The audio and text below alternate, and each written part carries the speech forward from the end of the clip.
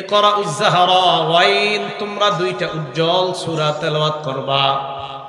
উজ্জ্বল সূরা দুইটা হলো সূরাতুল বাকারা, সূরাত আলে ইমরান। এক নাম্বার হলো সূরা বাকারা, দুই নাম্বার সূরা আলে ইমরান। আল্লাহর নবী বলেন এই দুইটা সূরা হলো কোরআনের উজ্জ্বল সূরা। দুই নাম্বার সূরা বাকারা, তিন নাম্বার সূরা আলে ইমরান। রাসূল করিম সাল্লাল্লাহু আলাইহি সাল্লাম বলেন এই দুইটা উজ্জ্বল সূরা তোমরা শিক্ষা গ্রহণ করো। কেন? ফাইন্নাহুমা তাতিয়ানি ইয়াউমাল কিয়ামাতি কাআন্নাহুমা গামামাতান। আল্লাহর নবী বলেন কিয়ামতের ময়দানে সূরা বাকারা আর সূরা আলে ইমরান এমন ভাবে উপস্থিত হয়ে যাবে কাআন্নাহুমা গামামাতান, যেন দুই খণ্ড মেঘ। আরেক বর্ণনায় নবী বলেন কাআন্নাহুমা গায়ায়াতান। সূরা বাকারা আর সূরা আলে ইমরান কিয়ামতের ময়দানে যখন আপনি দাঁড়ায় থাকবেন, আপনার উপরে ছায়া হিসাবে এই দুই সূরা উপস্থিত হয়ে যায়। কিয়ামতের মাঠে দাঁড়ায় থাকবেন, কান্নাহুমা গায়ায়াতান, এই দুই সূরা আপনাকে ছায়া দান করবে, ছায়া দান করবে।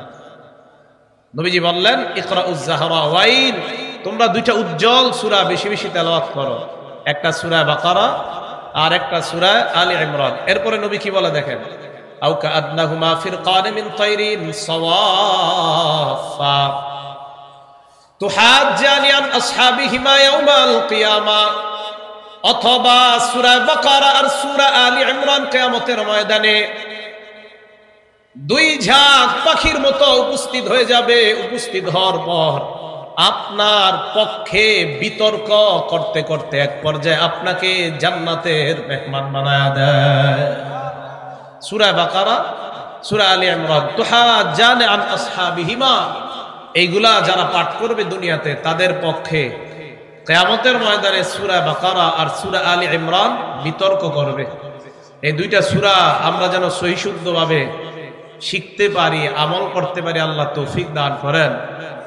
এরপর নবী সাল্লাল্লাহু আলাইহি সাল্লাম এই হাদিসের শেষে বলেন ওয়ালা তাসতাতিউল বাতালা, সূরা বাকারা যে ব্যক্তি তেলাওয়াত করবে, এবার সূরা বাকারা।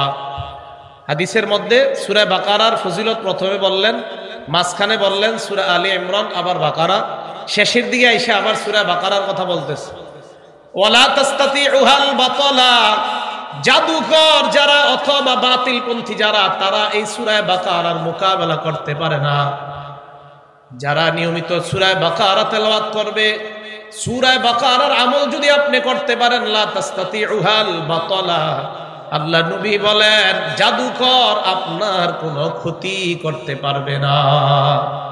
জাদুকর, আপনার ঘরের মধ্যে সমস্যা চলতেছে, এই সমস্যাগ্রস্ত পরিবার পানি পানি, এদেরকে কেউ ক্ষতি করতে পারবে না, জাদুকর এদের ক্ষতি করতে পারবে না।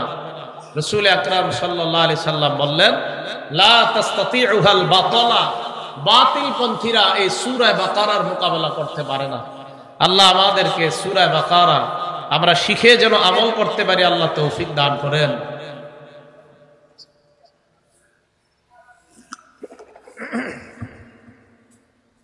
আল্লাহুম্মা লাকাল হামদু ওয়া লাকাশ শুকর। সূরা বাকারার শুরুটা কিভাবে? আলিফ লাম মিম। এই আলিফ লাম মিম এগুলাকে বলা হয় হুরুফুল মুকাত্তাআত। এগুলার অর্থ আল্লাহ ছাড়া কেউ জানে না। আলিফ লাম মিমের অর্থ আল্লাহ ছাড়া কেউ জানে না। এগুলার অর্থ জানার পিছনেও লাগা যাবে না, যে আলিফের অর্থ খুঁজি, লামের অর্থ খুঁজি, মিমের অর্থ খুঁজি, দেখি কি পাওয়া যায়। তো আলিফের মান আছে, লামের মান আছে, মিমের মান আছে। আলিফের মান 1, লামের মান 30, মিমের মান 40। তো এইগুলো আপনি খুঁজতে পারবেন না। কেন? আমাদের নবীজি সাল্লাল্লাহু আলাইহি সাল্লাম একদিন এই সূরা তেলাওয়াত করতে লাগলেন। নবীজি পড়লেন আলিফ লাম মিম যালিকাল কিতাবু লা রাইবা ফীহ। আবু ইয়াসির ইবনে আখতাব নামে এক ব্যক্তি ইহুদীদের এক সম্প্রদায় সহ আমার নবী রাসূলুল্লাহ সাল্লাল্লাহু আলাইহি ওয়াসাল্লাম, আবু ইয়াসির ইবনে আখতাব নামে এক ব্যক্তি ইহুদীদের এক সম্প্রদায় নিয়ে আল্লাহ নবীর সামনে দিয়ে অতিক্রম করলো। আবু ইয়াসির ইবনে আখতাব নামে এক ব্যক্তি ইয়াহুদীদের একটা দল নিয়ে রাসূল করিম সাল্লাল্লাহু আলাইহি সাল্লামের সামনে দিয়ে অতিক্রম করল। আবু ইয়াসির যখন আল্লাহর নবীর সামনে দিয়ে যায়, ওয়া হুয়া ইয়াতলু ফাতিহা সূরাতুল বাকারা, আল্লাহর নবী সূরা বাকারার শুরুর আয়াতগুলা তেলাওয়াত করতে লাগলেন। নবীজি পড়লেন আলিফ লাম মিম যালিকাল কিতাবু লা রাইবা ফীহ। এতটুকু তেলাওয়াত করার পর আবু ইয়াসির ইবনে আখতাব আতা আখাহু হুয়াই ইবনে আখতাব, এই আবু ইয়াসির তার ভাইয়ের নাম হলো হুয়াই, এই হুয়াই ইবনে আখতাবের কাছে যায়। এক ভাই আবু ইয়াসির ইবনে আখতাব ইহুদিদের সাথে আল্লাহর নবীর সামনে এই আয়াত শুইনা, আরেক ভাই হুয়াই ইবনে আখতাব, ওই ভাইয়ের নাম, এই ভাইয়ের নাম আবু ইয়াসির, আরেক ভাইয়ের নাম হুয়াই ইবনে আখতাব। তো তিনি তার ভাইয়ের কাছে গেলেন এই আয়াত শোনার পর। ভাইয়ের কাছে যাওয়ার পর ভাইকে বলল, ভাই তালামুনা, তোমরা কি জানো, এই মাত্র শুনে আসলাম মুহাম্মদ তেলাওয়াত করে আলিফ লাম মিম যালিকাল কিতাব, এমন একটা তেলাওয়াত মুহাম্মদের মুখে মাত্র শুনে আসলাম। হুয়াই ইবনে আখতাব তার ভাইকে বলে, তুমি সত্যি সত্যি এমন কোন আয়াত শুনছো কিনা? কয় হ্যাঁ। তাড়াতাড়ি আল্লাহর নবীর কাছে গেছে হুয়াই ইবনে আখতাব, সেও ইহুদি, সেও ইহুদিদের এক দল নিয়ে নবীজির কাছে যাওয়ার পর আল্লাহর নবীকে কয়, মুহাম্মদ তুমি কি আমার ভাইয়ের সামনে এই আয়াত তেলাওয়াত করেছো? কয় হ্যাঁ। আল্লাহর নবীকে এই কথা শোনার পর হুয়াই ইবনে আখতাব বলল, আজাআকা বিহাদিহিল আয়া জিবরিল আলাইহিস সালাতু ওয়াস সালাম, তোমার কাছে কি এই আয়াত নিয়ে জিবরিল আমিন আসছে? আল্লাহর নবী জবাব দিলেন, হ্যাঁ, জিবরিল আমিন আমার কাছে এই আলিফ লাম মিম নিয়ে আসছে। বলেন তো কোরআনের আয়াত কে নিয়ে আসে? জিবরাইল। আল্লাহর নবী এই কথা বলার পর হুয়াই ইবনে আখতাব কয়, আলিফ লাম মিম এটা জিবরাইল আনছে? কয় হ্যাঁ। এবার হুয়াই ইবনে আখতাব কয়, তোমার পূর্বে যত নবী তাদেরকে আল্লাহ যত কিতাব দিয়েছে, মা বাইয়ানা লিনাবিয়িন গায়রু, তুমি ছাড়া কোন নবীর কাছে এই জাতীয় বর্ণনা জিবরিল আমিন করে নাই। তোমার কাছে যেই বর্ণনা দিয়েছে আলিফ লাম মিম, এটা আবার কেমন বর্ণনা? ইহুদি আমাদের নবীরে কয় আলিফ লাম মিম, এটা আবার কেমন? কয় দাঁড়াও। এবার সে তার ইহুদি দোস্তদের কাছে গেছে, যাওয়ার পর কয়, আতাদখুলুনা ফি দীনি নাবিয়িন, তোমরা কি এমন এক নবীর ধর্মে প্রবেশ করতে চাও যেই নবীর ধর্মের বয়স মাত্র, তার রাজত্বের বয়স মাত্র ৭১ বছর? কয় বছর? এমন নবীর ধর্মে প্রবেশ করতে চাও যেই নবীর রাজত্বের মেয়াদকাল হবে মাত্র ৭১ বছর, এই নবীর ধর্মে তোমরা প্রবেশ করতে চাও? তারা কয় আমরা বুঝি নাই। বুঝো নাই? কয় না। আলিফ লাম মিমের অর্থ হলো, আলিফের মান হলো ১, লামের মিম হলো সালাসুনা ৩০, মিমের মান হলো আর বাউনা ৪০, ৪০ আর ৩০ হয় ৭০, আর ১ মিলাইলে হয় ৭১। তাই নাকি? হ্যাঁ। এখন কি বুঝবো? আলিফে ১, লামে ৩০, মিমে ৪০, মোট ৭১। আমি বুঝে ফেলছি তার রাজত্বের মেয়াদকাল হবে ৭১। এই ৭১ বছর যিনি মেয়াদকাল রাজত্ব করবে, এই নবীর ধর্মে প্রবেশ করতে চাও? তো তারা কিছু কয় না। তারা কয় দাঁড়াও দাঁড়াও। হুয়াই ইবনে আখতাব আবার নবীর কাছে গেছে, যাওয়ার পর কয় আলিফ লাম মিমের মতো আর কোন এরকম আয়াত জিবরাইল তোমার কাছে আনে কিনা? কয় হ্যাঁ আনে। সেটা আবার কি? নবী বললেন আলিফ লাম মিম সাদ। এই কথা বলার পর হুয়াই ইবনে আখতাব কয় আলিফের মান হলো ১, লামের মান হলো ৩০, মিমের মান হলো ৪০, সাদের মান হলো ৯০। কত? এবার মিলাইলে কত হয় বলেন তো? ১৬১। দেখেন তো কত হয়? ১৬১। হুয়াই ইবনে আখতাব কয় তোমার রাজত্বের মেয়াদকাল হবে ১৬১ বছর। নবীজি কয় তাই নাকি? কয় হ্যাঁ। এবার হুয়াই ইবনে আখতাব কয় এই জাতীয় আর কোন আয়াত জিবরিল তোমার কাছে আনে কিনা? আল্লাহর নবী জবাব দেয়, কয় হ্যাঁ। কয় কি সেটা? নবীজি বলেন আলিফ লাম রা। এবার হুয়াই ইবনে আখতাব কয় আলিফের মান হলো ১, লামের মান হলো ৩০, র এর মান হলো ২০০। মোট কত হয়? ২৩১। তোমার রাজত্বের মেয়াদকাল আমার কাছে কেমন যেন এলোমেলো মনে হয়, এই জাতীয় আর কোন আয়াত আনে কিনা জিবরিল? নবীজি কয় হ্যাঁ, এই জাতীয় আরো আয়াত আছে। কয়টা? আবার কি কয়? আলিফ লাম মিম রা। আলিফের মান, এবার হুয়াই ইবনে আখতাব ইহুদি কয় আলিফের মান হলো 1, লামের মান হলো 30, মিমের মান হলো 40, র এর মান হলো 200। কত হয় মোট? 271। প্রথমে আলিফের মান 1, লামের মান 30, মিমের মান 40, 71, আর র এর মান 200, তো 271। এবার টোটালটা মিলান। প্রথমে আলিফ লাম মিমের মান শুধু 71, আলিফ লাম মিমের সব এতটুকুর মান 161, আলিফ লাম র এর মান 231, আলিফ লাম মিম র এর মান 271। টোটালটা মিলাইলে দেখুন তো 734 হয় কিনা? হ্যাঁ, দেখবেন 734 হবে। ওই ইবনে আখতাব আল্লাহ নবীকে কয় মুহাম্মদ, আমার মাথা উল্টা পাল্টা হয়ে গেছে। প্রথমে ভাবলাম 71, এরপর ভাবলাম 161, এরপর ভাবলাম 231, এরপর ভাবলাম 271। টোটালটা মিলাইলে দেখি 734। আমার কাছে বিষয়টা উল্টা পাল্টা মনে হয়। আল্লাহ পাক রব্বুল আলামিন আয়াত নাজিল করে জানায়া দেয়, হুয়াল্লাযী আনজালা আলাইকাল কিতাব।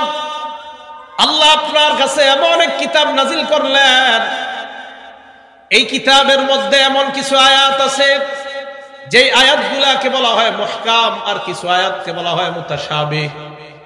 মুহকাম মানে স্পষ্ট, এই স্পষ্ট আয়াতগুলার ব্যাপারে কোনো সমস্যা নাই। আর কিছু আছে সাদৃশ্যপূর্ণ আয়াত, এই আয়াত একটা আরেকটার সাথে মিলে যায়। এই আয়াতের ব্যাখ্যা আমি আল্লাহ ছাড়া কেউ জানে না। দুনিয়ার মানুষ যেন এই ব্যাখ্যাগুলার পিছনে না দৌড়ায়। ওই ইবনে আখতাবকে জানা দেন, এই কোরআনের কিছু কিছু জায়গা এইগুলা মানুষের জানার কোনো দরকার নাই, মানুষ জানতেও পারবে না। এইগুলার ব্যাপারে জানি একমাত্র আমি আল্লাহ। আলিফ লাম মিম যালিকাল কিতাবু লা রাইবা ফি। এবার নবীজি তেলাওয়াত করলেন, যালিকাল কিতাব, এটা এমন একটা কিতাব, লা রাইবা ফি, যেই কিতাবের মধ্যে কোনো সন্দেহ নাই। হুদাল্লিল মুত্তাকিন, এই কিতাব মুত্তাকি যারা, আল্লাহ ওয়ালা যারা, যারা আল্লাহকে ভয় পায় তাদের জন্য হেদায়েত। তাদের জন্য কি? হেদায়েত। এবার ভালো করে শুনেন, মূল আলোচনাটা বুঝেন এখান থেকে। হেদায়েত কাদের জন্য? মুত্তাকিদের জন্য। আল্লাহ বলে মুত্তাকি কারা? মুত্তাকিদের পরিচয় আল্লাহ দিয়ে দেয়, আল্লাযীনা ইউমিনুনা বিল গায়ব, যারা অদৃশ্যে বিশ্বাস করে। না দেখে আল্লাহকে মানে, আল্লাহকে আমরা দেখি না, বিশ্বাস করি, ঠিক না? গায়েবের খবর আমরা জানি না, জানে একমাত্র কে? আওয়াজ দিয়ে বলেন।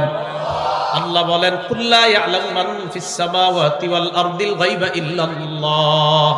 নবী আপনি বলেন, আল্লাহ ছাড়া গায়েবের খবর কেউ জানে না।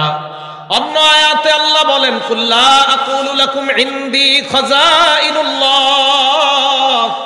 নবী আপনি বলেন, আমি তোমাদেরকে বলি না আল্লাহর খাজানা আমার কাছে।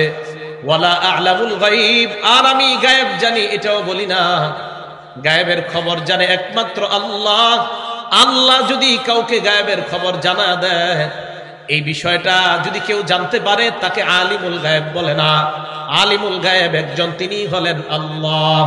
অনেক মানুষ বলে নবীজি গায়েব জানেন। আরে নবীকে আল্লাহ যদি গায়েব জানাইলে নবী গায়েব জাননেওয়ালা হয়ে যায়, তাহলে আমরা সবাই গায়েব জানি, আমরাও গায়েব জানি। কারণ নবী আল্লাহর থেকে যা জানছে আমাদেরকে জানায় দিছে। তাহলে আমরা জানলে, যদি নবী জানলে যদি এটা আলিমুল গায়েব হয়, তো আমগরে তো নবীও জানাইছে, তা আমরাও আলিমুল গায়েব। নাউজুবিল্লাহ বলেন। আলিমুল গায়েব মানুষ হতে পারে না, আলিমুল গায়েব একজন, তিনি কে? আল্লাহ। তো এইবার আল্লাহ বলেন, আল্লাযীনা ইউমিনুনা বিল গায়ব, যারা অদৃশ্যে বিশ্বাস করে। ওয়া ইউকিমুনাস সালাহ, যারা সালাত কায়েম করে, নামাজ কায়েম করে। বলেন কি কায়েম করে? হ্যাঁ, মন দিয়ে শুনেন। আন আব্দুল্লাহ ইবনে মাসউদ রাদিয়াল্লাহু তাআলা আনহু قال, আব্দুল্লাহ ইবনে মাসউদ রাদিয়াল্লাহু তাআলা আনহুর বর্ণনা।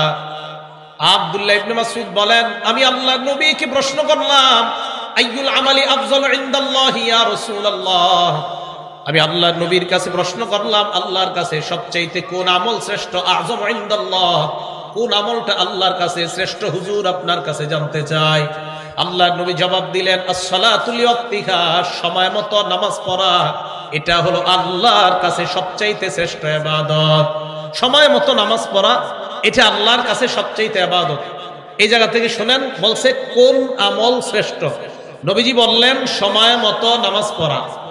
সাহাবা বললেন কোন আমল শ্রেষ্ঠ? নবী বললেন সময় মতো নামাজ পড়া। এবার আমলের মধ্যে কোন আমল শ্রেষ্ঠ? নবী বললেন সময় মতো নামাজ পড়া। সাহাবার প্রশ্নটা কোন আমল বুঝেন? নবীজি বললেন সময় মতো নামাজ পড়া।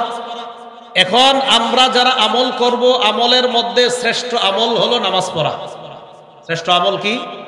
নামাজ পড়া। কালিমার পরে বুনিয়াল ইসলামু আলা খামসিন, ইসলামের ভিত্তি 5টি জিনিসের উপর 1 নাম্বার শাহাদাতু আল্লাহ ইলাহা ইল্লাল্লাহ, 1 নাম্বার লা ইলাহা ইল্লাল্লাহর সাক্ষী দেওয়া, ওয়া আন্না মুহাম্মাদুর রাসূলুল্লাহ, মুহাম্মদ আল্লাহর রাসূল, এই কথার সাক্ষী দেওয়া। এটা হলো ইসলামের 1 নাম্বার ভিত্তি। 2 নাম্বার ওয়া ইকামুস সালাত, সালাত কায়েম করা, নামাজ আদায় করা, অথবা শাহাদাতি আল্লাহ ইলাহা ইল্লাল্লাহ ওয়া ইকামিস সালাত। 1 নাম্বার কালিমা, 2 নাম্বার ইকামিস সালাত ওয়া ইকামুস সালাত, সালাত কায়েম করা, নামাজ প্রতিষ্ঠা করা সমাজের মধ্যে। সাহাবা বললেন কোন আমল শ্রেষ্ঠ? নবী বললেন নামাজ। আরেক হাদিসের মধ্যে নবী বলেন কালিমার পরে প্রথম হুকুম হলো নামাজ। আমল আবার কেমন আল্লাহর নবীর? সাহাবা প্রশ্ন করার পর নবী বললেন নামাজ। এবার মনে রাখবেন, সারা জীবন আমার আপনার আমলটা শুদ্ধ হবে যদি আল্লাহ নবীর তরিকা অনুযায়ী হয়, অন্যথায় আমল শুদ্ধ হবে না। তরিকা মুহাম্মদুর রাসূলুল্লাহ সাল্লাল্লাহু আলাইহি সাল্লামের। বুখারী শরীফের 7281 নাম্বার হাদিস, জাআত মালাইকাতুন ইলা নবী সাল্লাল্লাহু আলাইহি ওয়াসাল্লাম, একদল ফেরেশতা আল্লাহর নবীর কাছে আগমন করলেন। ওয়া হুয়া নাইম, আল্লাহর নবী তখন ঘুমিয়ে আছেন। ফেরেশতারা আল্লাহর নবীর কাছে আসার পর নবীজির মাথা পায়ের কাছে দাঁড়ায় এক ফেরেশতা বললেন ইন্নাহু নাইম, তিনি তো ঘুমায়। আরেক ফেরেশতা বললেন ইন্নাল আইনা নাইমা ওয়াল কলবা ইয়াকযান, ওনার চোখ ঘুমায়, ওনার অন্তর ঘুমায় না। এই কথা বলার পর ফেরেশতারা বলে ইন্নালি সাহিবিকুম হাযা মাসালা, তোমাদের এই সাথীর একটা দৃষ্টান্ত আছে, ফাদরিবু লাহু মাসালা, তার দৃষ্টান্ত বর্ণনা করে দাও। আরেক ফেরেশতা বললেন ইন্নাহু নাইম, তিনি। অপর ফেরেশতা বলে ইন্নাল আইনা নাইমা ওয়াল কলবা ইয়াকযান, ওনার চোখ ঘুমায়, ওনার অন্তর ঘুমায় না। এই কথা বলার পর এবার ফেরেশতারা বলতে লাগলেন মাসালুহু কামাসালি রাজুলিন বানা দারা, ওনার দৃষ্টান্ত এমন এক ব্যক্তির মতো যে ব্যক্তি একটা ঘর বানিয়েছে। ঘর বানানোর পর ওয়াজআলা ফিহা মিনাল মাকদুবা, ঘরের মধ্যে দস্তরখান বিছিয়েছে, দস্তরখানের মধ্যে রং বেরঙের খাবার। ওয়া বাসা দাইয়া, একজনকে বাইরে পাঠিয়েছে, যাও দাওয়াত দাও মানুষকে, যাদেরকে পাইবা তাদেরকে বলবা এই ঘরে আসার জন্য। যারা ঘরে আসবে তারা জান্নাতের খাবার খেতে পারবে, ঘরের খাবার খেতে পারবে। আহ্বানকারী বাহিরে যায়, যাওয়ার পর আমাকে আপনাকে পেয়ে যায়, আমাদেরকে দাওয়াত দিলেন চলো ওই ঘরের দিকে চলো, ওই ঘরে যাইতে পারলে সুস্বাদু খাবার তোমরা খেতে পারবা। ফামান আজাবাদ দাইয়া দাখালাদ দার, যারা ঘরে ওই আহ্বানকারীর ডাকে সাড়া দিবে তারা ঘরের মধ্যে প্রবেশ করবে। ওয়া আকালা মিনাল মাকদুবা, তারাই দস্তরখানের খাবার খেতে পারবে। ওয়া মান লাম ইউজিবিদ দাইয়া, আহ্বানকারীর ডাকে আমি আপনি যদি সাড়া না দেই, লাম ইয়াদখুলিদ দার, ওই ব্যক্তি ঘরে প্রবেশ করতে পারবে না। ওয়া লাম ইয়াকুল মিনাল মাকদুবা, দস্তরখানের খাবারও খেতে পারবে না। কথা বুঝে আসছে?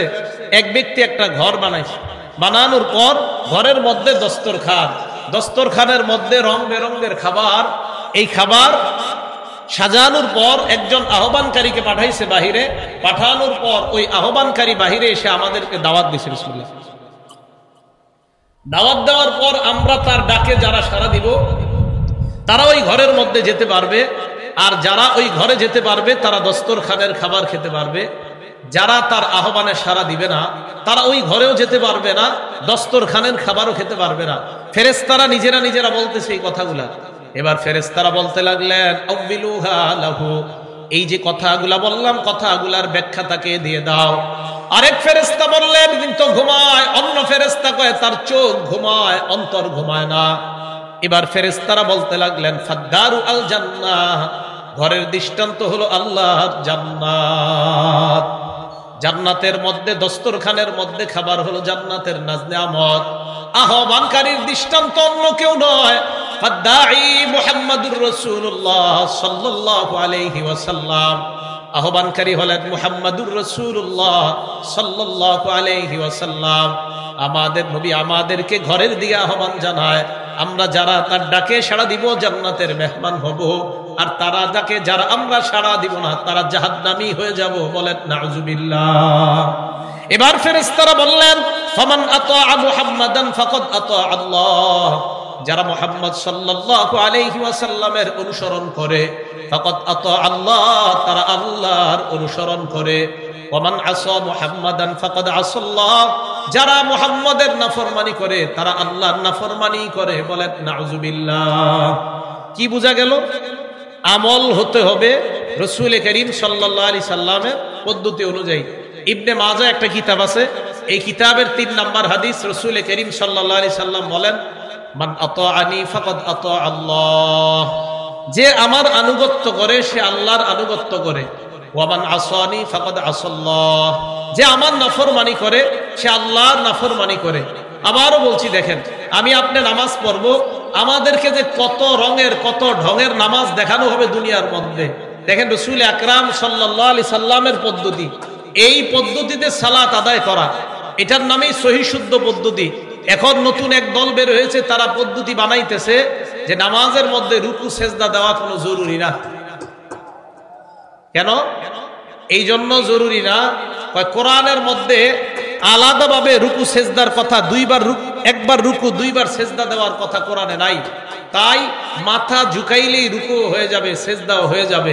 আরেক দল বের হয়েছে, তারা বলে যে নামাজ 4 রাকাত 3 রাকাত 2 রাকাত যে পড়তে হবে এটা কোরআনের কোথাও লেখা নাই। অতএব এইভাবে 3 রাকাত পড়া 4 রাকাত পড়া এইগুলা না পড়লেও হবে, কোনো সমস্যা নাই। নামাজের সময় শুধু আল্লাহরে ধ্যান করলেই নামাজ হয়ে যাবে। কথা বুঝে আসছে? এরা কারা? এরা যারা তারা শুধু কোরআন মানে। কি মানে? জোরে বলেন কি মানে? কোরআন মানে। ইবনে মাজাহ কিতাবের নাম, হাদিস নাম্বার 12। ক্বালা রাসূলুল্লাহ সাল্লাল্লাহু আলাইহি ওয়াসাল্লাম, আল্লাহর নবী বলেন ইউশিকুর রাজুলু মুত্তাকিয়ান আলা আরিকাতিহি, এমন একটা সময় আসবে যেই সময় মানুষ সিংহাসনের মধ্যে টেক লাগিয়ে বসে থাকবে। কি করে? পিছনে কি করে? টকটক করে কি? কাঠ মিস্ত্রি।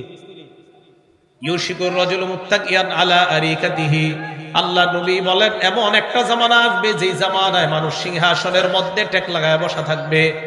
ইউহাদ্দাসু বিহাদিসিম মিন্নি, আমার হাদিস তার সামনে পেশ করা হবে।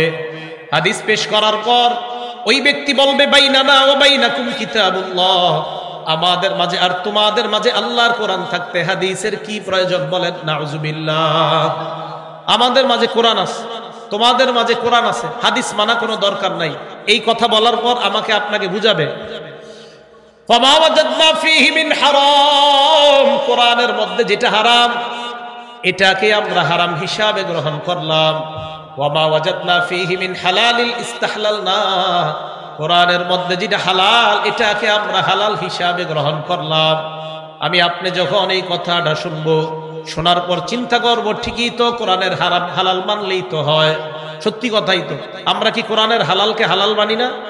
আমরা কি কোরআনের হারামকে হারাম মানি না?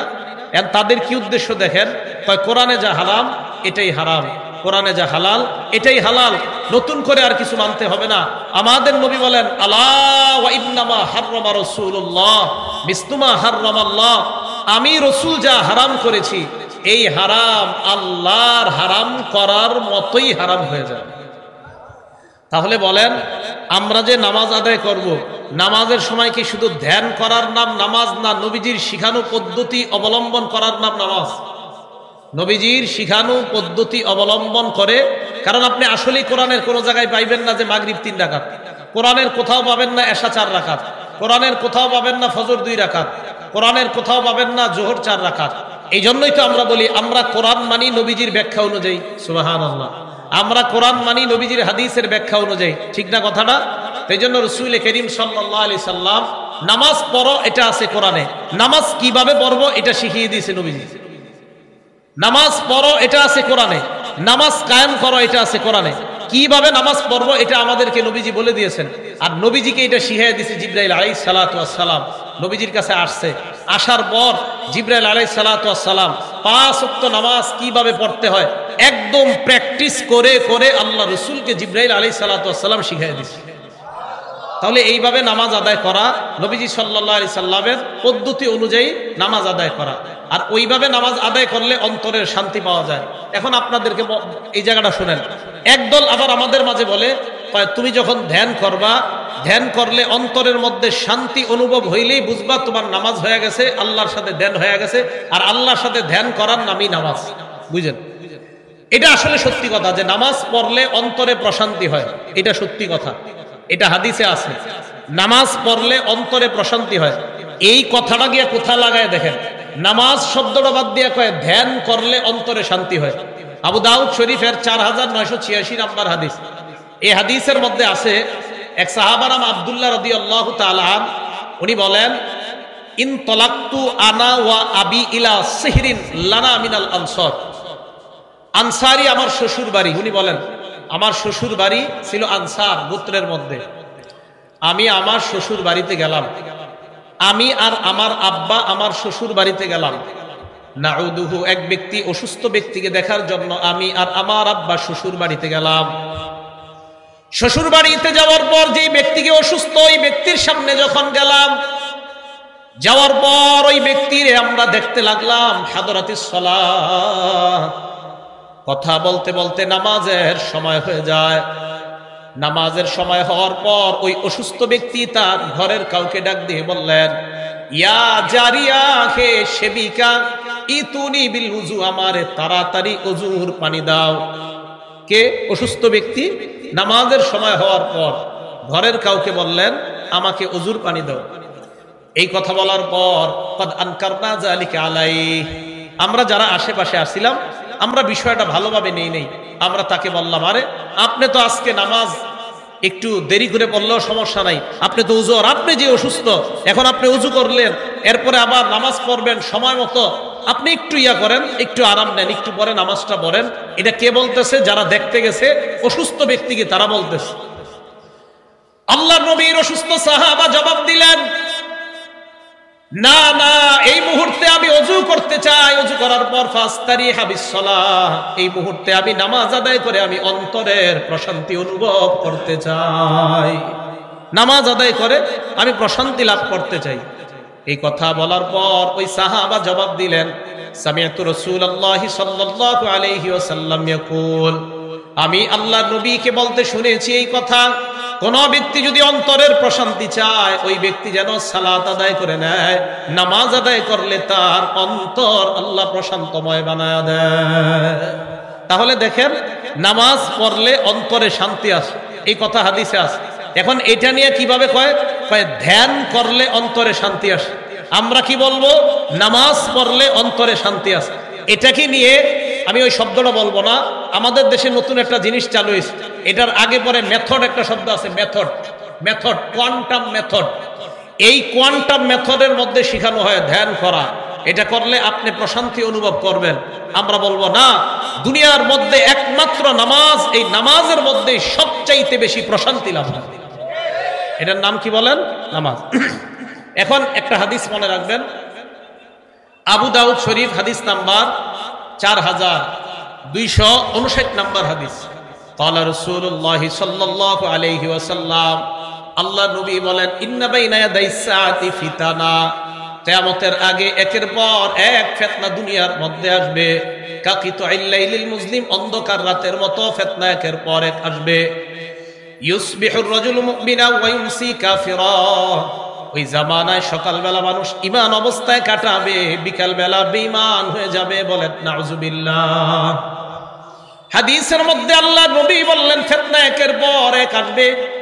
এই ফিতনার জামানায় আমার আপনার সামনে বিভিন্ন দিক থেকে বিভিন্ন ফিতনা, এই ফিতনা আমাদেরকে ধ্যানের কথা বলবে, আমাদেরকে বলবে প্রশান্তি এই পথে, আমাদেরকে বলবে শান্তি ওই পথে।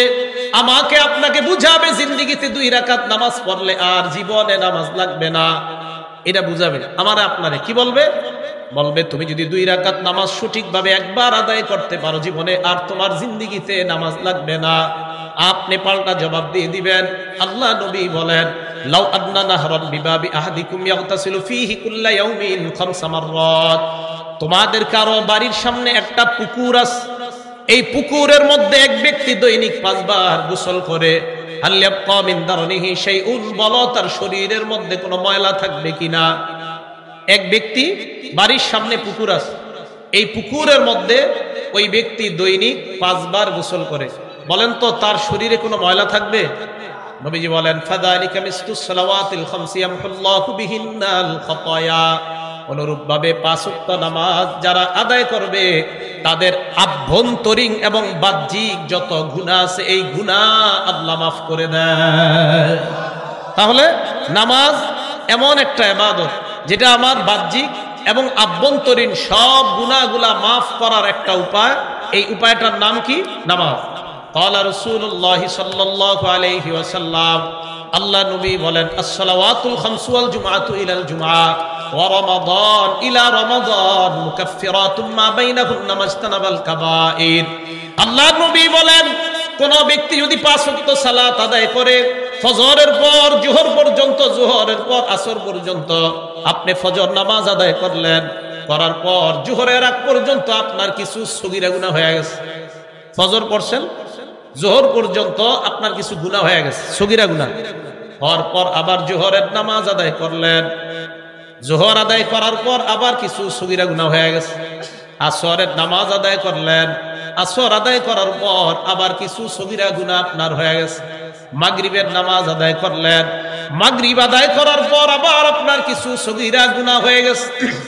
এশার নামাজ আপনি আদায় করলেন, এই যে 2 ওয়াক্ত নামাজের মাঝখানে আপনার যে সগীরা গুনাহ, কবিরা গুনাহ না করা পর্যন্ত আপনার যত গুনাহ আছে 2 নামাজের মাঝখানের সব গুনাহ আল্লাহ মাফ করে দেয়। এক নামাজ আর এক নামাজের মাঝে যে গুনাহগুলা, আর আশা করা যে আমার কবিরা গুনাহ আল্লাহ মাফ করবে। আল্লাহ তো মহান, এ আশা করা যায় আল্লাহর কাছে, এ আশা করা। আল্লাহ আমাদের সকলকে নামাজের ব্যাপারে যেন আমরা যত্নবান হতে পারি, আল্লাহ তৌফিক দান করেন। তো নবী বলেন, ওয়াল জুমাতু ইলাল জুমা, এক জুমা থেকে আরেক জুমা পর্যন্ত, আজকে শুক্রবার, আগামী শুক্রবার পর্যন্ত আপনি মাঝখানে যে গুনাহগুলা আপনার হয়ে যায় সগীরা গুনাহ, এই জুমার নামাজ পড়ার পর পরের জুমার নামাজের আগের সগীরা গুনাহগুলা ওই পরের জুমা আগের গুলাকে মুছে দেয়। এর মানে 2 জুমা পড়ার কারণে মাঝখানের গুনাহগুলা আল্লাহ আপনার জীবন থেকে মুছে দেয়। ওয়া রমাদান ইলা রমাদান মুকাফফিরাতুম মা বাইনাহুন্না, এক রমজান থেকে আরেক রমজান, গত রমজানে আপনি ইবাদত করলেন, এবার পরের রমজান, 2 রমজানের মাঝখানে অনেকগুলা সগীরা গুনাহ হয়ে গেছে। আল্লাহ নবী বলেন, এই রমজান আর আগের রমজান, আগামী রমজানটা আমরা যারা পেয়ে যাব, এই রমজান আমার আগের রমজানের পরের 11 মাসের গুনাহগুলা মাফ করে দেয়।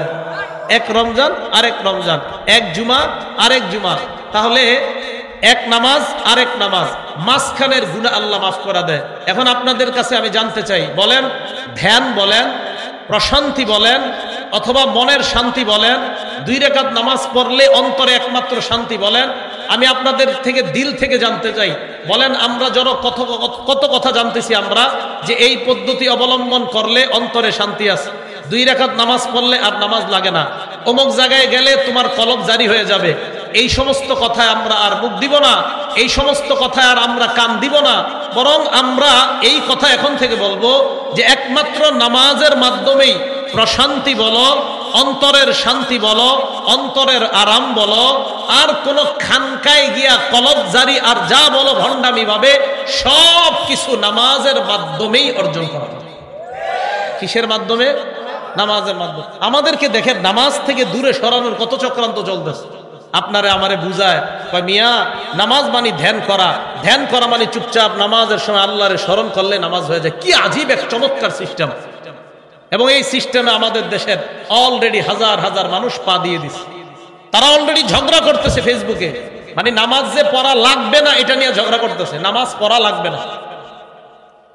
এরা প্রমাণ দিতেছে নামাজ পড়া লাগবে না, বলতেছে এইভাবে নামাজ, এইগুলা মুহাম্মদের বানানো, নাউজুবিল্লাহ বলেন, এই বানানো নামাজ পড়া লাগবে না। তো বুঝবেন খুব চক্রান্ত চলতেছে। ক্বালা রাসূলুল্লাহ সাল্লাল্লাহু আলাইহি ওয়াসাল্লাম, আল্লাহ নবী বলেন, আত-তুহুরু শাতরুল ঈমান, পবিত্রতা ঈমানের অঙ্গ। আলহামদুলিল্লাহি তামলাউল মিজান, পড়েন তো আলহামদুলিল্লাহ। আলহামদুলিল্লাহ, আল্লাহ নবী বলেন আলহামদুলিল্লাহ এত ওজন, তামলাউল মিজান, মিজানের পাল্লা ওজন হয়ে যায়, মিজানের পাল্লা ভরে দেয় আলহামদুলিল্লাহ। এবার কি করে দেখেন, ওয়া সুবহানাল্লাহ ওয়ালহামদুলিল্লাহি তামলাউ মা বাইনাস সামাওয়াতি ওয়াল আরদ, সুবহানাল্লাহ আর আলহামদুলিল্লাহ আসমান আর জমিনের মাঝে যেই ফাঁকা জায়গা, এই ফাঁকা জায়গা পূরণ হয়ে যায়। বলেন তো সুবহানাল্লাহ আলহামদুলিল্লাহ। হ্যাঁ, এবার মন দিয়ে শোনেন, লাগবে না থাক। ওয়াসসালাতু নূরুন, আমার সাথে বলেন নামাজ নূর, নামাজ নূর। নবীজি বলেন নামাজ এমন নূর, যেই নূর দুনিয়াতে যত বেশি নামাজ আদায় করবেন আল্লাহ আমাকে আপনাকে তত বেশি আলোকিত বানায় দিবেন। করবেন তো নামাজ ইনশাআল্লাহ। ক্বালা রাসূলুল্লাহ সাল্লাল্লাহু আলাইহি ওয়াসাল্লাম, আল্লাহ নবী বলেন মান হাফাযা আলাইহিন্না, যেই ব্যক্তি 5 ওয়াক্ত নামাজের প্রতি যত্নবান হয়ে যায়, 5 ওয়াক্ত নামাজ যারা যত্নের সাথে আদায় করে, জোরে বলেন কয় ওয়াক্ত, কানাত লাহু নূরা, 1 নাম্বার ফায়দা, দুনিয়াতেও আপনি নূরান্বিত হয়ে যাবেন, কিয়ামতের ময়দানে আপনার শরীরটা নূরে চমকানো শুরু হয়ে যায়, কিয়ামতের মাঠে আপনার চমকাইতে থাকবে। আল্লাহ বলছেন নূরুহুম ইয়াসআ বাইনা আইদিহিম, আপনার সামনে পিছনে, কথাটা বুঝেন, একটা নূরের প্যাকেটের ভিতরে আপনি থাকবেন কিয়ামতের মাঠে, আর এই নূরের প্যাকেটের ভিতরে আপনি কিয়ামতের মাঠে হাঁটতে থাকবেন। কাফেররা কি বলবে জানেন? কাফেররা আমাকে আপনাকে বলবে একটু দাঁড়াও, একটু দাঁড়াও, আমাদেরকে একটু নূর দাও, আমাদেরকে একটু নূর দাও। কাফেররা কিয়ামতের ময়দানে এই কথা বলবে। কাফেররা বলবে, কি বলবে? একটু দাঁড়াও, উনজুরুনা নাকতাবিস মিন নূরিকুম, আর একটু দাঁড়াও না, তোমাদের নূর আমরা নেই, একটু দাঁড়াও, তোমাদের নূর আমরা নেই। তাহলে ইমানদার আমরা যারা, কিয়ামতের মাঠে আমাদের নূর কখন হবে? আমরা দুনিয়াতে যত বেশি নামাজ না পড়ে খালি মাজারে দৌড়াবো, কি করব? জোরে বলেন, কি করবো? নামাজ পড়বো, নামাজ পড়বো। তাহলে নামাজ পড়লে আমাদের নূরান্বিত হয়ে যাবে। 1 কানাত লাহু নূর, 2 নাম্বার ওয়া বুরহানা, নামাজ যারা পড়বে তাদের পক্ষে এই নামাজ কিয়ামতের ময়দানে প্রমাণ হিসাবে উপস্থিত হয়ে যাবে। 3 নাম্বার ওয়া নাজাতান ইয়াউমাল কিয়ামা, যারা নামাজ আদায় করবে কিয়ামতের ময়দানে এই নামাজ তাদেরকে জাহান্নাম থেকে মুক্তির কারণ হয়ে যায়। তারা নামাজ পড়লে আপনি নূরান্বিত হবেন, কিয়ামতের মাঠে আপনি আলোকিত হবেন। নামাজ পড়লে আপনার এই নামাজ আপনার পক্ষে দলিল হবে। নামাজ পড়লে কিয়ামতের মাঠে জাহান্নামের আযাব থেকে এই নামাজ আপনাকে মুক্তি দিয়ে জান্নাতে নেওয়ার ফয়সালা হবে। এবার শুনেন, আবু দাউদ শরীফের 1319 নাম্বার হাদিস। আমাদের পেরেশানি হয় না মাঝে মাঝে? আর আমাদের পেরেশানি হয় না মাঝে মাঝে? পেরেশানি, অস্থির লাগে। আমাদের দেশে যে কোয়ান্টাম মেথড চালু হয়েছে, এরা এটার মধ্যে লেখে যারা অস্থিরতায় কাটান, যাদের ভালো লাগে না তারা তাদের কাছে যাইতে বলে আর কি। অস্থিরতায় থাকে, ভালো লাগে না, খারাপ লাগে, এই অস্থিরতাকে স্থিরতায় আনবে আপনাদেরকে ওনারা এমন কিছু কৌশল শিখাবে।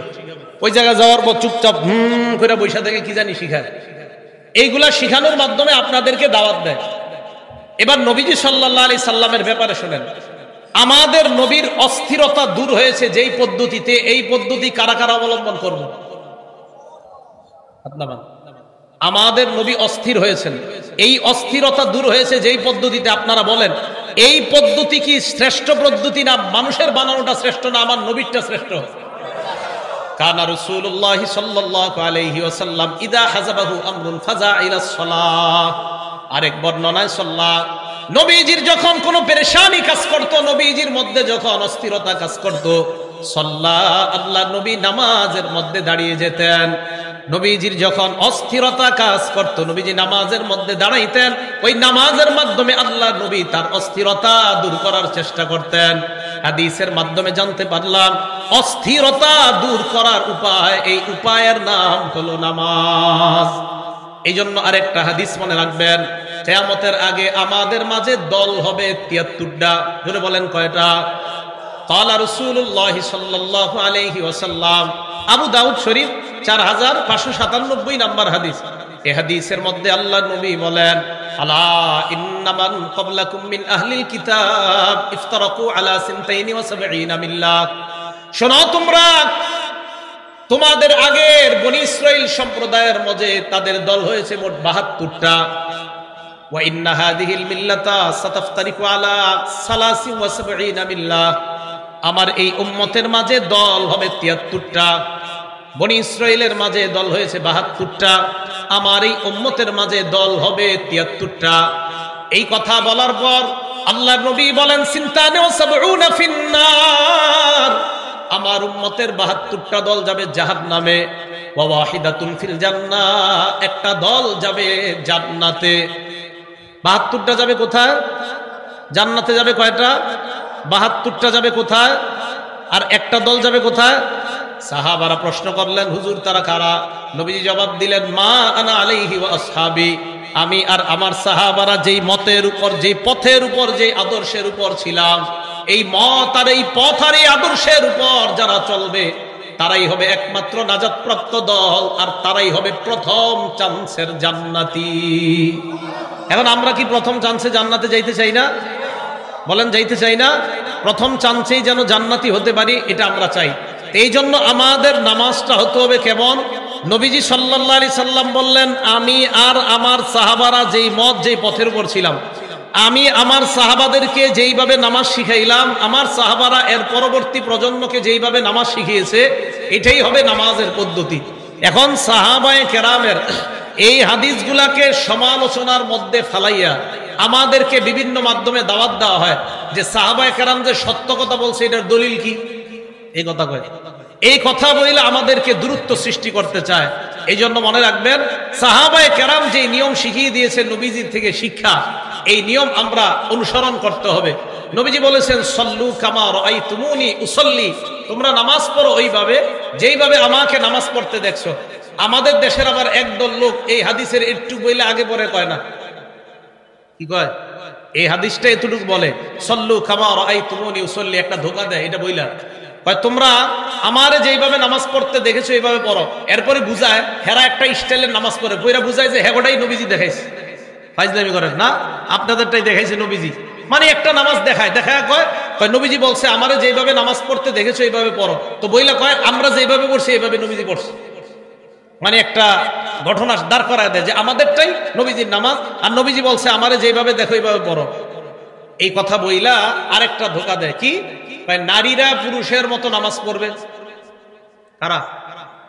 নারীরা কার মতো নামাজ পড়বে? আপনাদেরকে এই কথা যদি কেউ বলে নারীরা পুরুষের মতো নামাজ পড়বে, আপনি বলবেন আপনার বউরে কর আপনার মতো নামাজ পড়তে, সমস্যা নেই। নারীরা পুরুষের মতো নামাজ পড়বে এই কথাটা বইলা বুঝায় যে নবীজি বলছে আমাকে যেইভাবে নামাজ পড়তে দেখেছো এইভাবে নামাজ পড়ো। আরে ভাই, নারী পুরুষের নামাজ একরকম হবে এটা আপনি কিভাবে বলেন? আমরা যেইভাবে সেজদা দেই, আমরা যেইভাবে রুকু দেই, এইভাবে আপনি যদি আকল দিয়ে খাটান, একটা নারী এইভাবে রুকু সেজদা করলে তো তাকে সুন্দর দেখাচ্ছে না। আপনি এটা কিভাবে বলেন যে নারী পুরুষের নামাজ একমত হবে, একরকম হবে?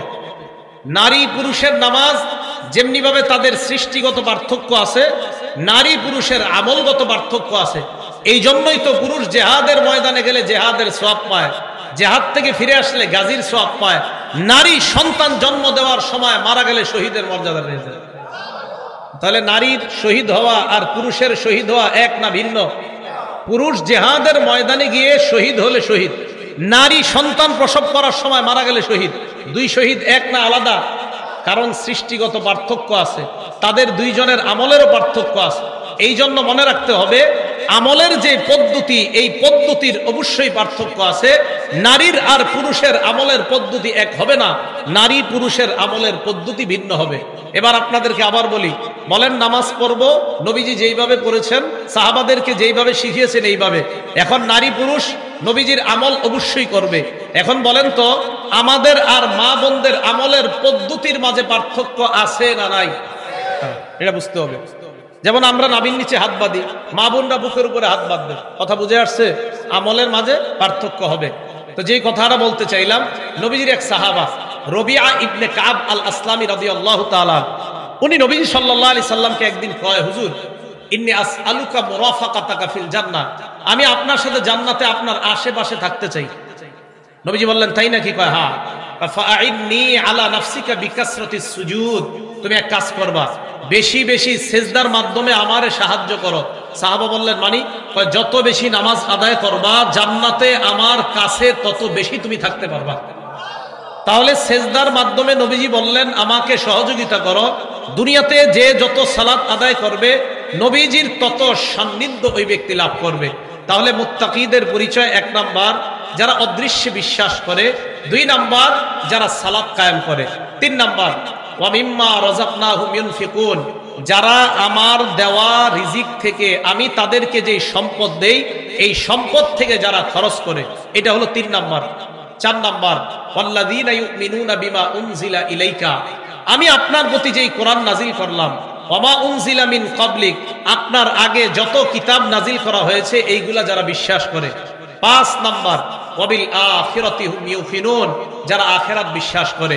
আল্লাহ পাক রব্বুল আলামিন বললেন মুত্তাকিদের 5টা গুণ বললেন আয়াতের মধ্যে। আল্লাহ বললেন লা রাইবা ফি, এই কোরআনে কোনো সন্দেহ নাই। হুদাল লিল মুত্তাকিন, এই কোরআন মুত্তাকিদের জন্য হেদায়েত। মুত্তাকি কারা? 1 নাম্বার যারা অদৃশ্যে বিশ্বাস করে, 2 নাম্বার যারা নামাজ কায়েম করে, 3 নাম্বার যারা যাকাত আদায় করে। তাহলে এই মাদ্রাসাটা এটা আপনাদের এলাকার মাদ্রাসা। এই মাদ্রাসার প্রতি আপনারা দান সাদাকা যাকাতের মাধ্যমে ইনশাআল্লাহ অসহায়দের পাশে দাঁড়াবেন ইনশাআল্লাহ। রাজি আছেন না সবাই ইনশাআল্লাহ? এটা 3 নাম্বার। 4 নাম্বার আপনার উপর যে কোরআন নাজিল হয়েছে এই কোরআন যারা বিশ্বাস করে। 5 নাম্বার ওয়াবিল আখিরাতি হুম ইউকিনুন, যারা আখিরাত বিশ্বাস করে। মুত্তাকিদের এই 5টা গুণ মনে থাকবে সবার। 1 নাম্বার যারা অদৃশ্যে বিশ্বাস করে, 2 নাম্বার যারা নামাজ কায়েম করে, 3 নাম্বার যারা যাকাত দেয়, 4 নাম্বার যারা আপনার প্রতি যে কোরআন নাজিল করা হয়েছে এই কোরআন আর আগের কিতাবগুলো বিশ্বাস করে, 5 নাম্বার যারা আখিরাত বিশ্বাস করে। এই 5 গুণের বৈশিষ্ট্য ব্যক্তিকে বলা হয় মুত্তাকি। এটা হলে কি হবে? উলাইকা আলা হুদাম মির রাব্বিহিম, আল্লাহ বলেন তারাই তাদের রবের পক্ষ থেকে হেদায়েতের উপর আছে। ওয়া উলাইকা হুমুল মুফলিহুন, আর তাদেরকে আল্লাহ কোরআনে সফল মুমিন বলে আল্লাহ ঘোষণা দিয়ে দিয়েছেন। আল্লাহ পাক রব্বুল আলামিন আমাদের সকলকে সফল মুমিন হয়ে যেন আমরা দুনিয়া থেকে কবরের জীবনে আমরা যাইতে পারি, আল্লাহ তৌফিক দান করেন।